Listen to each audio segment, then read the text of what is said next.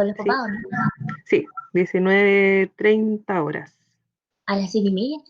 Sí, 7:30. Y ya, no quiero las 8. Pensé que era ¿Ah? más tarde. Es que a mí me habían dicho que era las 8:30. Es que ese día preguntaron y al final Juanito puso en el grupo, porque en el grupo que tengo con las mamás también está Juanito, y al final puso 19:30 él. Oh. Pero a lo mejor ahí se pueden ir incorporando, porque 19:30, a lo mejor un cuarto para las 8 va a empezar, para que después no se largue tanto.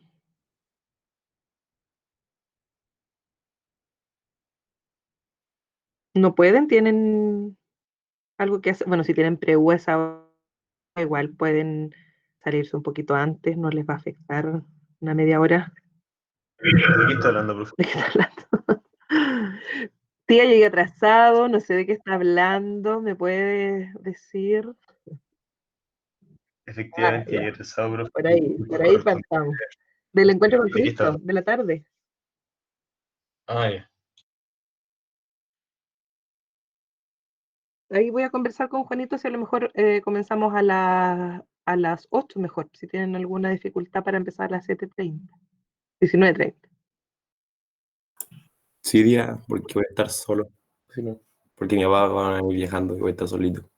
Ah, pero yo me imagino que parece que la participación de los papás no es a lo mejor desde el principio, si es que estoy pensando como la estructura que ha sido siempre este encuentro. Mira, Ignacio te está acogiendo ahí en su casa, Joaco. Ah, ¿verdad que ustedes son vecinos?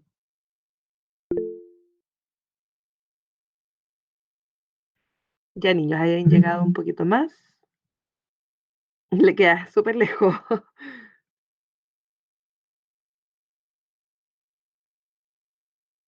Para hoy día, niños, tenemos que terminar la materia de probabilidades que estamos viendo. Ya con eso damos por terminado nuestro eje temático. Y luego vienen los ejercicios, entonces ustedes van a quedar trabajando en esa parte. Yo ahí les voy a dar las alternativas y después ustedes comprueban ahí lo que les dé. Voy a grabar aquí la reunión. Creo que ya estamos, sí, ahí ya, 21 personas. Vamos a comenzar. Voy a presentar mi pantalla. Ahí sí. Recordemos que empezamos a ver este eje temático de datos y azar. Lo separamos en las guías de datos primero, donde vimos el análisis de gráficos, las medidas de tendencia central y las medidas de posición, con el gráfico especial que era este diagrama de caja, donde podemos ver los cuartiles ahí graficados. Después estuvimos viendo la parte de combinatoria. Cuando ya pasamos a la parte de azar, vimos las técnicas de conteo y ahora estamos terminando con lo que es probabilidades. La clase pasada estuvimos revisando estos conceptos básicos de probabilidades, donde lo más importante es conocer qué es lo que es el experimento aleatorio, que es esta actividad cuyos resultados no se pueden predecir, a pesar de que se manejen todas las condiciones, pero sí uno puede decir lo que probablemente ocurriría, o sea, todos los casos posibles que existen en este experimento, a lo que denominamos espacio muestral. Y un suceso o un evento es un subconjunto del espacio muestral que cumple con alguna condición. El ejemplo clásico que siempre damos, el del dado, por ejemplo, lanzar un dado normal, eso es un experimento aleatorio.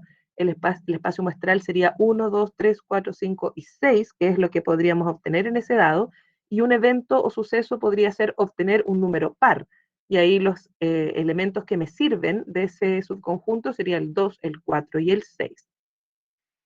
Después hablamos de eventos mutuamente excluyentes, que son eventos que no tienen ningún elemento en común, y es decir, no pueden ocurrir simultáneamente. En el caso del dado, yo digo cuál es la probabilidad de obtener un número mayor que 4 o menor que 3, por ejemplo. Esos eventos mayor que 4 me sirve el 5 y el 6, y menor que 3 me sirve el 1 y el 2. Entonces, no pueden ocurrir simultáneamente porque no hay un número que cumpla con las dos condiciones, con ser mayor que 4 y menor que 3. Eso se llaman mutuamente excluyentes. Y los eventos independientes son aquellos donde la ocurrencia de uno no afecta la probabilidad de ocurrencia del otro. Como decíamos el otro día, lanzar una moneda y un dado, lo que ocurre en la moneda no afecta a lo que va a ocurrir en el dado. Y los eventos complementarios son aquellos que no tienen elementos en común, o sea, son mutuamente excluyentes, pero juntos completan el espacio muestral. Por ejemplo, en el caso de lanzar el dado, el evento obtener par es complementario con el evento obtener impar. Después revisamos la regla de Laplace, que es esta regla donde podemos calcular la probabilidad de ocurrencia de un suceso, y está dado por los casos favorables dividido por los casos posibles o los casos totales. Y donde dijimos que la probabilidad de un evento siempre va a estar entre 0 y 1, cuando está expresado como un número decimal, o bien entre 0% y 100%. Cuando ese decimal se amplifica por 100, lo expresamos en porcentaje. Vimos algunos ejemplos por ahí, después vimos tipos de probabilidades, que tenemos la suma de probabilidades y la multiplicación de probabilidades. ¿Cuándo sabemos que hay que sumar probabilidades? Cuando generalmente en el enunciado aparece el conector O. Ese nos indica que las probabilidades se suman, pero distinguimos entre dos casos, cuando son eventos mutuamente excluyentes, es decir, que no pueden ocurrir los dos simultáneamente. En ese caso, la probabilidad de que ocurra un evento A o un evento B simplemente va a estar dado por la suma de esas probabilidades, probabilidad de A más probabilidad de B. Pero si los eventos no son mutuamente excluyentes, es decir, existe la posibilidad de que ocurran los dos al mismo tiempo, entonces la probabilidad de que ocurra A o B va a estar dado por probabilidad de A más probabilidad de B, pero menos la probabilidad de que ocurran los dos al mismo tiempo. ¿Y por qué se le resta? Porque si estos eventos tienen algún elemento en común, los voy a estar contando dos veces. Entonces, por eso ahí se le debe restar esa intersección. Vimos este ejemplo de la ruleta, donde teníamos 9 números acá distintos, y voy a ver específicamente el ejemplo B, donde dice cuál es la probabilidad de obtener un número primo o mayor que 5. Ese O inmediatamente suma, pero aquí hay que fijarse que el evento obtener número primo tiene estos 4 elementos, que son 2, 3, 5 y 7, esos son los números primos que tiene esta ruleta, y los números mayores que 5 en esta ruleta son el 6, 7, 8 y 9. Pero aquí tenemos un elemento en común, por lo tanto estos dos eventos no son mutuamente excluyentes, y cuando nosotros queremos calcular la probabilidad de A o B, diremos la probabilidad de A más la probabilidad de B, pero menos la probabilidad de que ocurran ambos al mismo tiempo, o sea que un número sea primo y mayor que 5 a la vez, y ese es 1 que cumple la condición, que es el 7. Entonces ese se resta 1 de 9, a esa suma de probabilidades le restamos. O como yo les decía el otro día, si uno no quiere hacer como esta especie de fórmula, entre comillas, lo que hacemos es contar directamente aquí mis casos favorables. Los números primos son el 2, el 3, el 5 y el 7. Y cuando dice O mayor que 5, quiere decir que a estos yo le agregue, le sume otros casos favorables que son los mayores que 5, que pueden ser el 6, el 7 ya lo conté, no lo vuelvo a contar, el 8 y el 9. Y ahí cuento en total cuáles son mis casos, y son 7 de un total de 9. También lo puedo hacer así sin la necesidad de escribirlo como fórmula. Después vimos la multiplicación de las probabilidades, y aquí también distinguimos entre eventos independientes ahora y eventos dependientes. Cuando los eventos son independientes, entonces la probabilidad de que ocurra A y B va a estar dado simplemente por la multiplicación de esas dos, probabilidad de A por probabilidad de B. Por ejemplo, cuando aquí dijimos lanzar un dado y una moneda, entonces obtener un 3 y obtener sello, obtener un 3 acá es un sexto, obtener sello es un medio, se multiplican. Simplemente eso. Y si los eventos son dependientes, también se multiplican, pero hay que tener en consideración que el primer evento ya ha ocurrido, entonces ese a mí me da información adicional para calcular la probabilidad del segundo evento B. Por ejemplo, aquí estuvimos viendo, acá, en esta, si teníamos una bolsa de galletas con 3 sabores distintos, entonces acá nos decía, una persona sacó una galleta y se la come, o sea, en el fondo es una elección sin reposición. Yo no saco una galleta y la devuelvo a la bolsa, me la como. Entonces acá nos quedaría probabilidad de que las dos primeras galletas sean de manzana y que la tercera sea de chocolate. Las dos primeras de manzana significa primera manzana y la segunda de manzana y la tercera de chocolate. Por lo tanto, ese I es inmediatamente por. Ahora, como esta es sin reposición, para la probabilidad de que la primera sea de manzana serían 13, que hay 13 de manzana de un total de 30, pero que la segunda sea de manzana ya sería 12 mis casos favorables, ahora de un total de 29. Entonces, esta probabilidad que está acá se llama la probabilidad de que ocurra, de que la segunda sea manzana, dado que la primera ya me salió de manzana también. Esa probabilidad es el dado que, y lo que aparece en esta fórmula está por aquí, aquí. Ahí dice el dado que. Ahí la encerré. Entonces, probabilidad de que ocurra A y B es la probabilidad de que ocurra A por la probabilidad de que ocurra el segundo evento B, pero dado que ha ocurrido el primero. Y ahí, por supuesto, que va a ir cambiando el total de la probabilidad. Aquí, como o sea, el total de los casos, en vez de 30 ahora tenemos 29, y de que ahora salga la tercera chocolate son 8 de chocolates, pero ahora de un total de 28 galletas. Por eso esta era la alternativa dado que tenemos ahí. Después que estuvimos viendo el diagrama de árbol y el triángulo de Pascal, este diagrama de árbol que nos permite ir calculando las probabilidades de eventos cuando se van haciendo o más de una vez, o también cuando tenemos la división de categorías, por ejemplo, en un curso, no sé, en el cuarto D, digamos, por inventar, vamos a tener 30 hombres, vamos a tener 15 mujeres, por ejemplo. De los hombres tengo 5 niños que son zurdos, el resto serían entonces diestros, y así vamos sacando categorías de cada una. Para eso nos sirve el diagrama de árbol, donde aquí vamos poniendo la probabilidad de que esto ocurra o bien los números de los componentes que tienen estas categorías, 30 hombres, 15 mujeres, y así vamos desglosando. Después vimos el triángulo de Pascal, que es este arreglo numérico que lo usamos en experimentos dicotómicos o binarios que solamente tienen estas dos opciones de ocurrencia, y donde cada uno de estos coeficientes nos indican las formas en que se pueden obtener una cierta cantidad, por ejemplo, cuando son monedas, una cierta cantidad de caras. Por ejemplo, en esta fila que tenemos acá, 1, 2, 3, 4, 5, 6, esta es la sexta fila, esto nos estaría hablando, por ejemplo, del lanzamiento de una moneda 6 veces, y por lo tanto los casos totales son 2 elevado a 6. 2 casos por cada moneda, por cada vez que se tiró, y 6 es la cantidad de veces que lanzamos la moneda. 64, que corresponde justamente a la sumatoria de todos estos coeficientes que están aquí. 1 más 6 más 15 más 20 más 15 más 6 más 1, todos esos nos dan 64. ¿Y qué es lo que indicaba ese 1? Decía que había una sola manera de obtener el máximo de caras. O sea, de una sola manera yo puedo obtener 6 caras. Y esa única manera es que me salgan todas caras. Esa es mi única manera de obtener el máximo. Después dice que hay 6 maneras de que en estos 6 lanzamientos obtengamos 5 caras. 6 maneras de obtener 5 caras. Y esas 6 maneras pueden ser que la última sea sello o esta era la primera, ¿cierto? De obtener aquí todas caras. O aquí podría ir el sello, o así va a ir recorriendo ese sello en los lanzamientos. Entonces aquí en total vamos a tener 6 formas en que podamos obtener un sello y el resto que sean 5 caras. Ahí están las 6 formas que tenemos por aquí. Y eso es lo que indica ese número 6. 6 formas de obtener 5 caras. Y así vamos bajando. 15 formas de obtener 4 caras, 20 formas de obtener 3 caras, 15 formas de obtener 2 caras, 6 formas de obtener 1 cara y una sola forma de obtener 0 caras. Y esa única forma de obtener 0 caras es que obtengamos sello, sello, sello, sello, sello, sello. O sea, que las 6 sean sellos.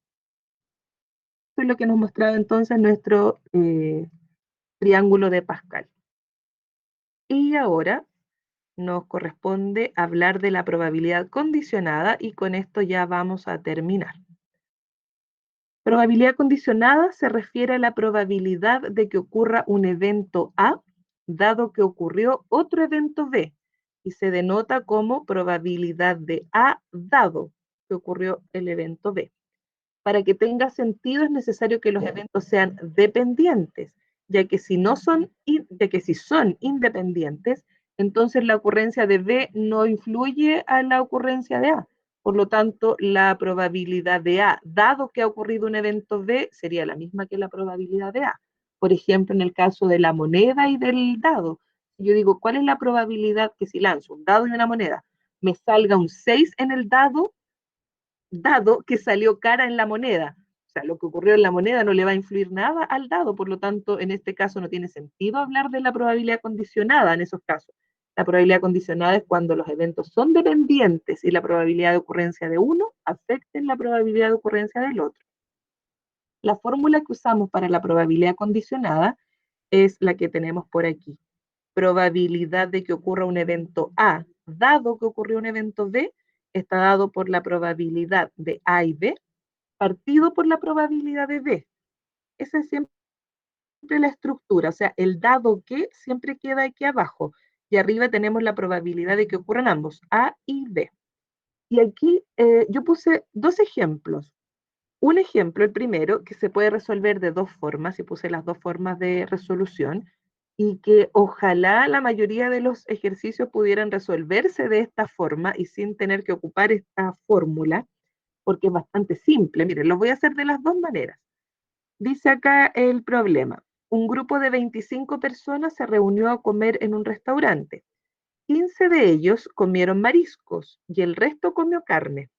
Al día siguiente, 12 de ellos amanecieron enfermos, de los cuales 8 consumieron mariscos. ¿Cuál es la probabilidad de que una persona haya consumido carne si se sabe que está enferma? En estricto rigor, ¿cuál es la probabilidad de que haya consumido carne dado que es una persona que ahora está enferma? Esa es la estructura, digamos, para entenderlo como probabilidad condicionada. Ahora, la forma simple que se podría hacer esto es lo siguiente, hacer el diagrama de árbol y decir de esas 25 personas, 15 comieron mariscos, 10 consumieron carne. De los que consumieron mariscos, acá dice que 8 están enfermos. 8 están enfermos. En total habían 12 enfermos, por lo tanto los otros 4 enfermos son los que consumieron carne. Y ahí hago mi desglose. Ahora dice, ¿cuál es la probabilidad de que la persona haya consumido carne si se sabe que está enferma? Y para eso yo tomo mi universo a los enfermos. Los enfermos son 12. Siempre abajo va a ir el dado que. Entonces, dado que está enferma, tomo los enfermos, que son 12, y de ellos, ¿cuántos consumieron carnes? Carne, 4. 4 de 12 sería mi probabilidad, que es un tercio. Así de simple puedo calcular en estos casos la probabilidad condicionada. Digo en estos casos que es cuando me dan las cantidades y no probabilidades. Cuando me dan cantidades así exactas, yo tomo el universo inmediatamente. Recuerden que el que queda abajo es este. De las personas enfermas, ese queda aquí abajo, que son 12, veo cuántos consumieron carne. Son 4. 4 de 12. Así de simple. Ahora, si nosotros queremos hacerlo usando la fórmula de la probabilidad condicionada, vamos a llegar al mismo resultado, pero de una forma mucho más larga. También la voy a hacer porque en el ejercicio que sigue hay bueno, es una forma, hay dos formas de hacerlo, el otro ejemplo que vamos a ver, pero donde la fórmula es más recomendada. Veamos, ¿qué pasa si yo hubiese ocupado mi fórmula? Para ocupar la fórmula yo hubiese dicho, ¿cuál es la probabilidad de que haya consumido carne, dado que es una persona que está enferma? Si sigo la fórmula, esto sería probabilidad de que haya comido carne y esté enfermo, partido por la probabilidad de que esté enfermo. En estricto rigor, esa es la fórmula. Ahora, probabilidad de que haya comido carne y esté enfermo es la multiplicación de esas dos. Probabilidad de que consumió carne, veo acá, consumió carne 10 de un total de 25 personas. Entonces la probabilidad es 10 de 25. Por la probabilidad que esté enfermo habiendo consumido carne es 4 de 10. Esa sería mi probabilidad. Y lo divido por la probabilidad de que esté enfermo. Pero la probabilidad de estar enfermo puede darse de dos formas: que esté enfermo habiendo consumido mariscos o que esté enfermo habiendo consumido carne. Ese o es un más.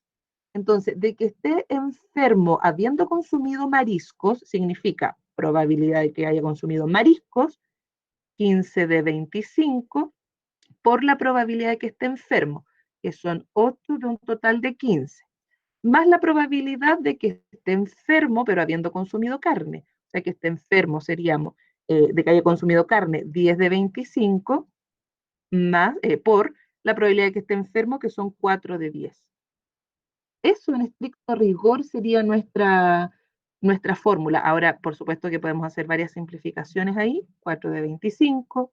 Acá simplificamos y en total nos quedarían 12 de 25, donde esos 25 se nos simplifican y por supuesto que nos quedó lo mismo que dijimos delante, 4 de 12, y eso es 1/3. Entonces tenemos estas dos formas de enfrentar el ejercicio. Ojalá siempre fueran así los ejercicios como lo hicimos al principio, de forma corta, solamente viendo el universo, que es el que está después del dado que.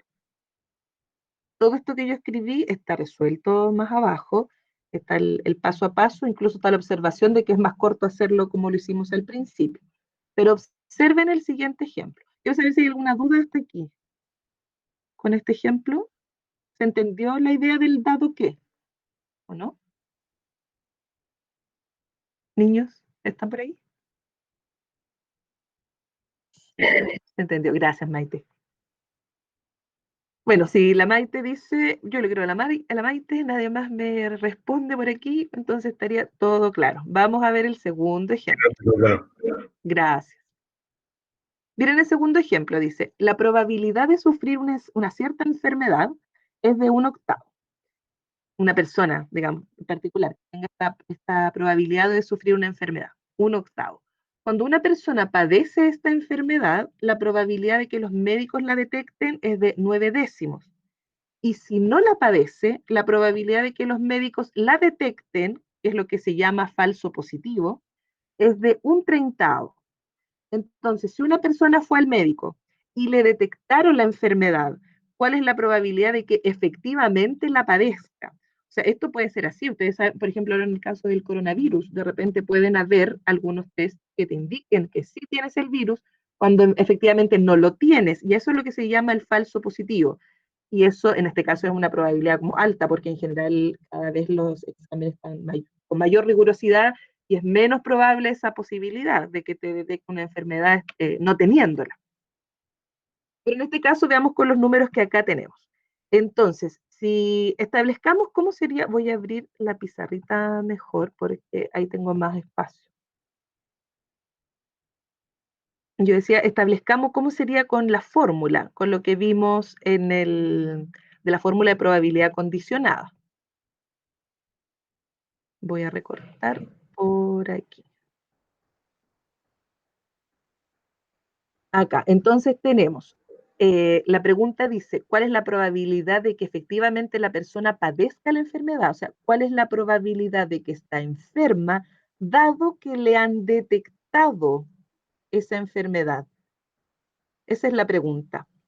En estricto rigor, esto sería probabilidad de que esté enferma y que le detectaron la enfermedad partido por la probabilidad de que le detecten la enfermedad. Eso en estricto rigor es la fórmula. Ahora, probabilidad de que esté enferma y le detecten la enfermedad, vamos arriba. Dice que estar enferma tiene una probabilidad de 1/8 y, eso es por, que le detecten la enfermedad estando realmente enfermo, es 9/10. Lo ponemos ahí arriba. Y abajo lo debemos dividir por la probabilidad de detectarle la enfermedad. De detectar la enfermedad puede darse de dos formas, que esté enfermo y se la detecten, o que no esté enfermo y también se la detecten. Entonces, SO será una suma. Por supuesto que aquí repetimos la misma de abajo, porque probabilidad de que le detecten es que esté enfermo y se la detecten, o en la suma de que no esté enfermo, o sea, 7/8, pero que también se la detecten. Aquí dice que con una probabilidad de 1/30 le detectará la enfermedad no estando enfermo. Entonces, ese es el sistema para calcular nuestra probabilidad condicionada. Si arriba multiplicamos, nos da 9 de 80. Abajo nos daría lo mismo, por supuesto, 9 de 80 más 7 de 240. ¿Cierto? Amplificamos por 3 para igualar los denominadores, entonces nos queda 9/80 y acá serían 27 más 7, 34 de un total de 240. División de fracciones, mantengo la primera y multiplico por la segunda invertida simplificamos y multiplicamos 9 por 3, que es 27, partido 34. O sea, la probabilidad de que la persona realmente tenga la enfermedad es esto. Si sacamos, esto es 0,7 y algo debe ser, 27 dividido 34, 0,79. O sea, si lo pasamos a porcentaje, un 79% de probabilidad tendría esta persona de padecer la enfermedad. Si lo miramos por otra parte, igual habría un 21% de que no la padezca, que es una probabilidad relativamente alta en este caso de medicina. Por lo tanto, ¿qué es lo que podría indicar esto? Y es lo que ocurre a veces con la detección de enfermedades. La persona busca una segunda opinión, porque siempre va a estar esa probabilidad de que quizás no esté enfermo. ¿Se entendió el desarrollo y por qué aquí abajo hacemos esta suma entonces? ¿Niños? No se entendió. Uy, no escuché nada. ¿Qué pregunto? Pregunté si se entendió el desarrollo, por qué hacemos esta suma también aquí abajo. Ah, sí, sí. ¿Sí? Ya, niños, entonces, bueno, si quedó claro y no hay consultas ni dudas, ahora lo que viene es desarrollar la guía de ejercicios. Vamos a hacer acá vamos a hacer 5 ejercicios y el resto, que son 20, los van a completar ustedes a modo de tarea y así el lunes feriado. El otro viernes tendríamos que hacer la revisión de las dudas. Hagamos los 5 primeros acá y después ustedes quedan trabajando. Creo que ya tomaron la asistencia, no sé si alguien se fijó, si tomaron para que después a lo mejor se puedan desconectar y trabajar de sus casas. ¿La tomaron ya? Sí, dice. Ya, entonces terminamos los 5 ejercicios, ahí se pueden desconectar, pero para que trabajen en la guía. Veamos el ejercicio 1. Vamos a preguntar por aquí. Hay pocas personas conectadas hoy día. Vamos a comenzar con Valentina Vidal. Vale, la número 1 dice, si la ruleta está compuesta de 8 sectores circulares congruentes, como muestra la figura, entonces respecto de los resultados de este experimento, ¿cuál de las siguientes afirmaciones es o son verdaderas? La probabilidad de que resulte el 4 al lanzar la ruleta es un cuarto. ¿Qué dices, Vale?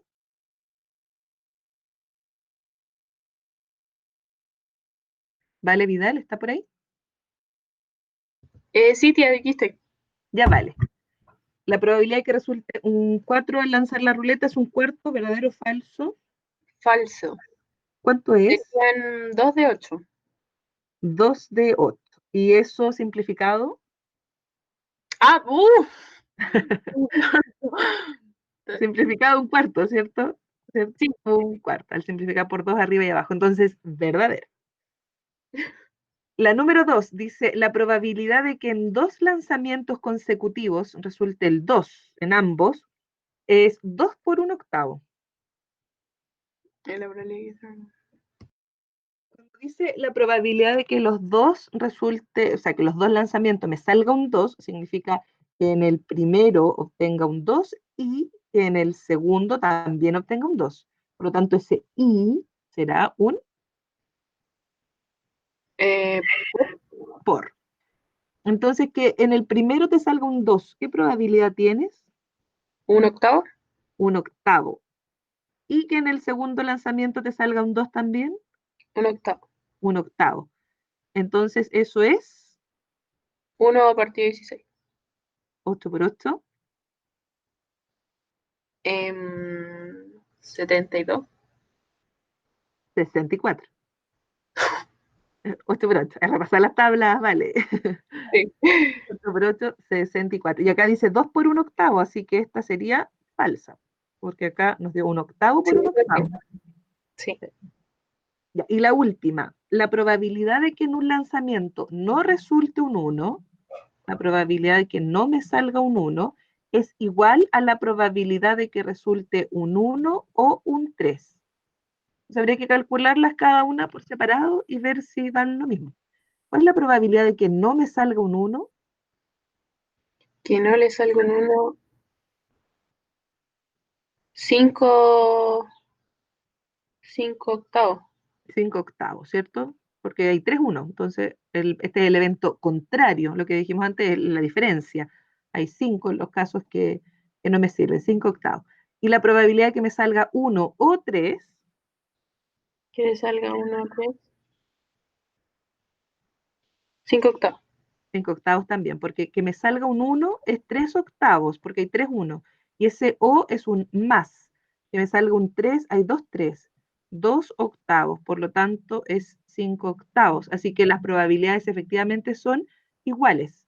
Así que la 3 es Verdadera. verdadera. Entonces sería la alternativa,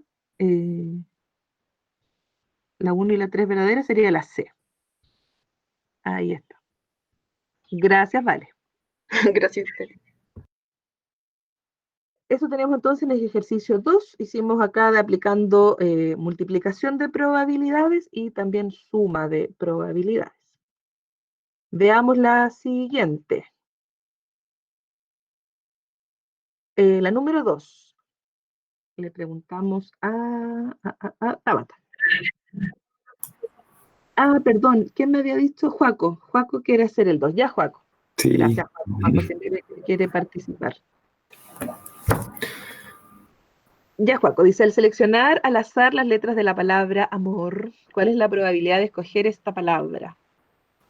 Lo que yo hice fue que los casos totales fueran 4 factorial. Perfecto. O sea, primero cuando hablamos de probabilidad, siempre tenemos que tener en mente nuestros casos totales y nuestros casos favorables, ¿cierto? Y tú dices que los 4 totales son 4 factorial. ¿Por qué? Porque hay 4 letras y Ujú. se pueden ordenar de distintas maneras. Claro, hay 4 letras y las voy a usar todas para formar Sí. palabras, así que es una permutación. Perfecto. ¿Y 4 factorial cuánto es? 24. 24. Y mis casos favorables es formar la palabra amor. Sí, es uno nomás. Uno solo. Perfecto. Sí. Entonces la probabilidad, 1 partido 24. alternativa dado. Excelente. Gracias, Joaco. Veamos el ejercicio 3. Ahora sí, Tabata, el 3. Aquí sí. Quiero borrar aquí. Ya, Tabata. Dice, en una carpeta hay 12 cartulinas rectangulares, todas del mismo tamaño y numeradas del 1 al 12. Si se extrae de la carpeta una cartulina al azar, ¿cuál es la probabilidad de que sea múltiplo de 4 si se sabe que fue par? ¿Cómo podemos hacer esto?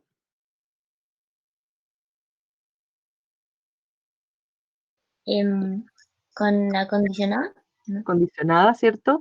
Y aprovechando que tenemos como los números de, no probabilidades, sino que como las cantidades de, es como de la forma corta de la condicionada, sin tener que hacer la tremenda fórmula. Entonces, esa forma corta a nosotros nos permite calcular rápidamente el universo. O sea, ¿cuál es mi denominador, digamos, en la fracción? Dice, si se sabe que fue par, entonces, ¿cuál es nuestro denominador para la probabilidad? 6. 6, ¿cierto? Porque las tarjetas son del 1 al 12 y dice, se sabe que fue par, o sea, se sabe que salió o el 2, o el 4, o el 6, o el 8, o el 10, o el 12, o sea, salieron 6 casos, eso es lo que sabemos, entonces eso va en mi denominador, el dado que, se sabe que fue par, 6 casos totales. Ahora, ¿cuál es la probabilidad de que sea un múltiplo de 4? 3. 3, ¿cierto? El 4, el 8 y el 12 son múltiplos del 4, 3 de 6. Y eso sería Un medio. un medio, 0,5. 0,5. Alternativa A. Muy bien. Gracias, Tabata. Veamos el ejercicio 4. Le preguntamos a Rubén. Lo vi que venía, aparece ahora. Rubén. ¿Rubén está por ahí?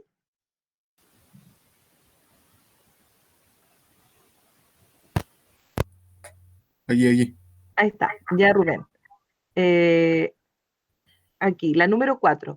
Se lanza un dado 2 veces ¿Cuál es la probabilidad de que en el primer lanzamiento se obtenga un número mayor que en el segundo?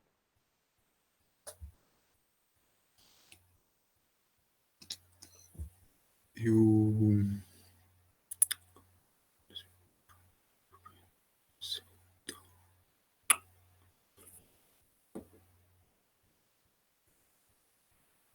¿Qué idea tienes aquí Sería para el número mayor primero. el número mayor primero? Sí, que sería el 6.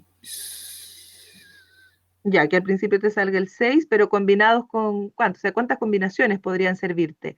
Primero que todo, como me piden probabilidad, yo tengo que identificar mis casos posibles o mis casos totales y después identificar mis casos favorables. Entonces, ¿cuáles son los casos totales cuando yo lanzo un dado 2 veces?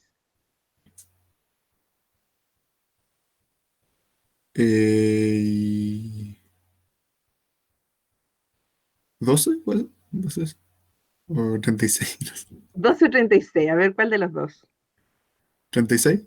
36. Cuando lanzamos dos dados es el número de posibilidades de 1 elevado a la cantidad de dados o de veces que se tira un dado. En este caso es un dado 2 veces. 6 al cuadrado, 36. Porque es como las casillas. ¿Cuántas opciones tienes para tu primer lanzamiento? Tienes 6 opciones. Y para el segundo lanzamiento, las mismas 6 opciones. O sea, 6 por 6, 36. Y mis casos favorables, ¿en cuántos casos se da que es mayor el primer número que el segundo? Mm, Una forma fácil de usar ¿cómo se llaman? Los dados, las posibilidades de los dados, es con esta tabla, donde tú vas poniendo aquí qué opciones tienes. Por ejemplo, acá pones este que sea tu primer dado, del 1 al 6, y acá horizontal que sea tu segundo dado.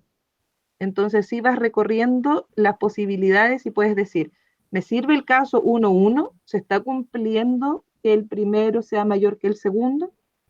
Me sirve el 1-2, el 1-3, el 1-4, de este con el 1, cuando el primer número que te salió es un 1. ¿Te sirve alguno de los casos?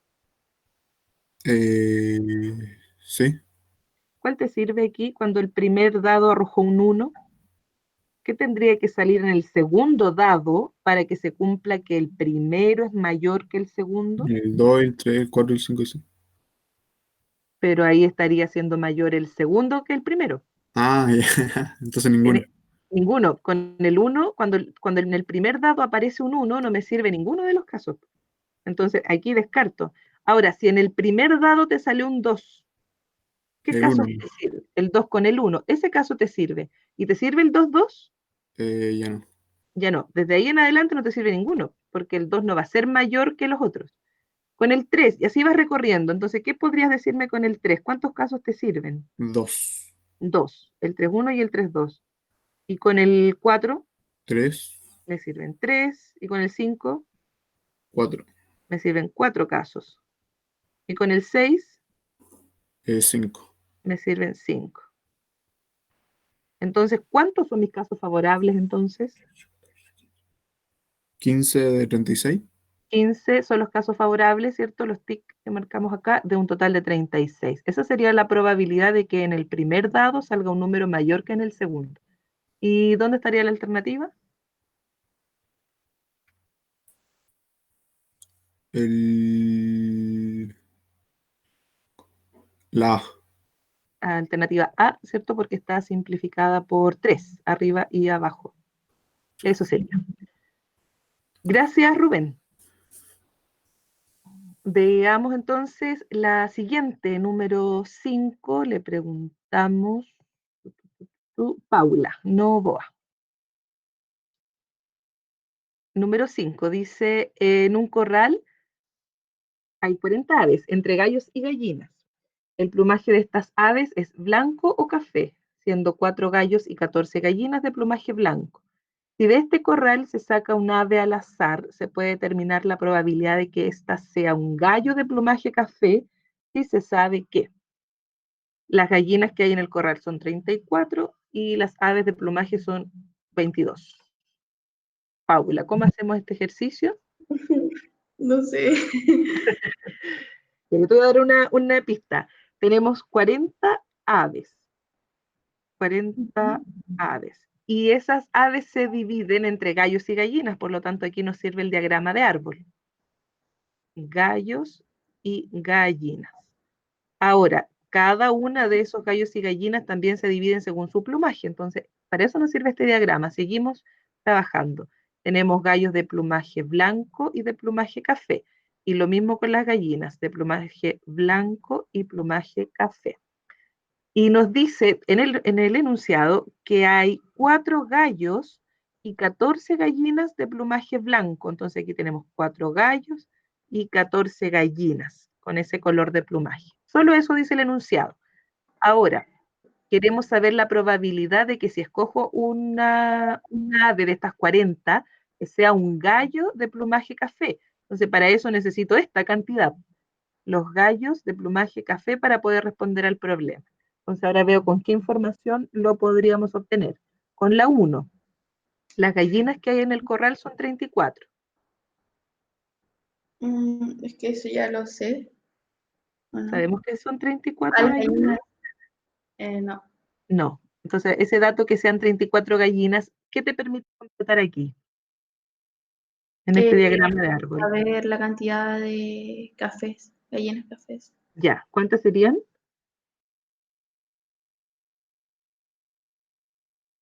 Serían 20. 20. Esto es con la 1, ¿cierto? Sabríamos que hay 20. Y la pregunta es esto, tendríamos que saber cuántos gallos de plumaje café tenemos, porque esa es la pregunta al final. ¿Y podemos determinarlo o no con la 1, ya que tenemos 20? Sí, ¿Por qué podemos determinarlo? porque el total son 40, entonces sería lo que Claro, me falta. el total son 40, entonces como aquí llevamos 34, 38, ahí faltarían 2. O sea, con la 1 yo podría decir que la probabilidad de que sea un gallo de plumaje café es 2 de 40. Entonces la 1 me sirve. Si me sirve la 1, descarto B, C y E. Ahora, con la 2, en la 2 yo ya no tengo esta información, o sea, yo no sé esto, ¿cierto? No sé si habían 34 gallinas, las borro entonces. Y ahora dice, las aves de plumaje café son 22. También lo creo porque tengo que... Ah, no. No, nada, no, yo creo que no. No sirve, ¿por qué? No, porque no sé si son gallinas o gallos, no está como claro. O sea, Claro, no, y de hecho, sí, como dices tú, no sabemos si son cuántos gallos de plumaje café, cuántas gallinas, porque de hecho eso que sean 22 de plumaje café, yo lo puedo deducir del enunciado. Como en el enunciado me dicen que hay 4 y 14, veo que hay 18. Para llegar a 40 me faltan 22, o sea, yo lo podría haber deducido sin que me lo dijeran acá. Entonces la 2 no me sirve. Y por eso la alternativa correcta es simplemente la A. La 1 por sí sola no es suficiente. ¿Se entendió mejor ahí? ¿Queda más claro que en el diagrama de árbol? sí. Sí, cierto, es bastante útil. Siempre traten de hacer eso cuando vean categorías y los van separando. Bueno, niños, eso alcanzamos, o sea, hicimos solamente 5 para que ustedes tengan la posibilidad de trabajar en el resto de la guía, de las 6 a la 25. Yo voy a dictarles las alternativas para que las puedan tener y corroborar, y así el otro viernes, porque el lunes como es feriado no hay clase, el otro viernes me harían sus consultas. Entonces empiezo a dictarlas de las 6 en adelante. Si imprimieron su guía, no la escriban al lado del ejercicio, porque si no después trabajan para alcanzar la alternativa al final. Se escribanla en otro lugar o por ahí en un archivo de Word, la pueden dejar guardada. Les dicto entonces.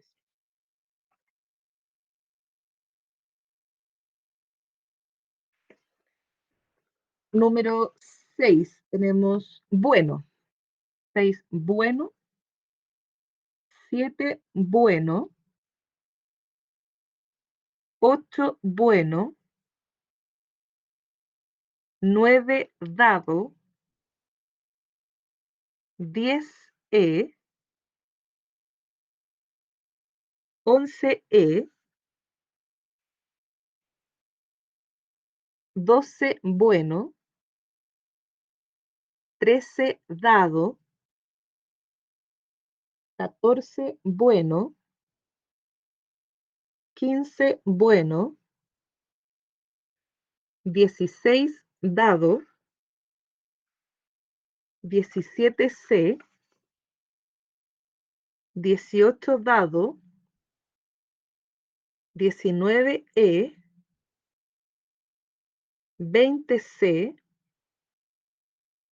21 E, 22 A, 23 A, 24 E, 25 E.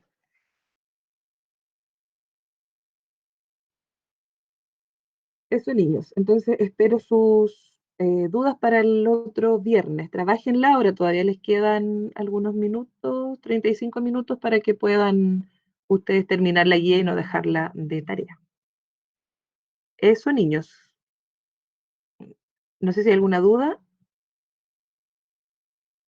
al respecto. Nada.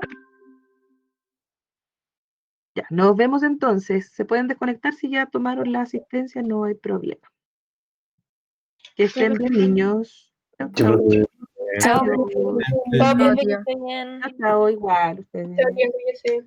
Chao, chao. Felicidades, que esté bien. Adiós.